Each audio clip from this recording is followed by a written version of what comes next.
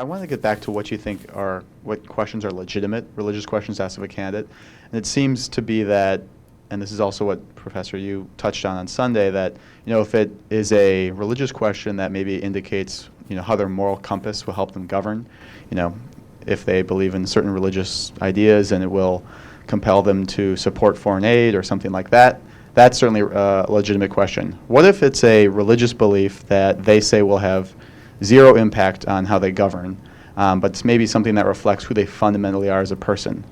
For example, what if they believe, a candidate says, gays should not be allowed to marry, but that it's a states' right issue and that should never be something that they touch as president? This is certainly something important to a lot of people, but if it doesn't affect their governing, is that a question that should be discussed? That's a really good question, and I concede. I think I would concede up front that the lines that I would like to draw can sometimes get blurry, but in this case, that candidate would be pressed for his or her views on gay marriage itself, which would be legitimate. I can't imagine either the left or the right letting them simply get off the hook with that.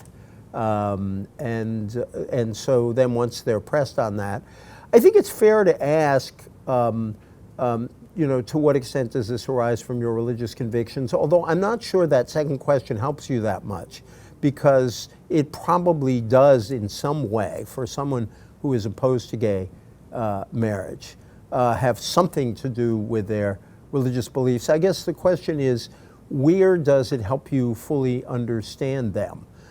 Because what I worry about is, one of the things I worry about is, you can't have that public position because it comes out of your faith, and you're imposing your faith on us. Well, no. I think, for example, my views on poverty are decidedly affected by Catholic social thought.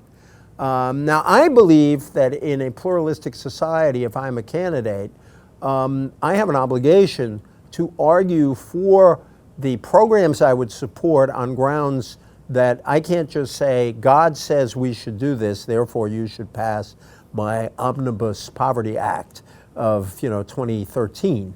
I have to make a case for the provisions on grounds that everybody at this table could accept or reject, that have nothing to do with my religious faith. And so, and so I worry that if all you're doing is asking, well, does that come out of your religious belief, then where does that lead you? Because in any event, that person has to make the case, I think, on grounds other than their religious beliefs. But it may well come out of them. It's interesting because. And I want to move on so other people can get in, but it does, my story about the CNN thing, there are things you can learn about someone that are fascinating, about what makes them tick, that are of no that don't have a direct influence on how they would govern. And I suppose some of those things might come out in a sort of autobiographical treatments of the person. Where when one is doing a profile of someone, you might ask all kinds of questions. When I did a long profile of Gary Hart when he ran for president, and I was utterly fascinated by the impact of the Nazarene Church on who he was, both what it taught him and what he reacted against. And I actually took a special trip down to a Nazarene college just to talk to this professor who had introduced him to Kierkegaard.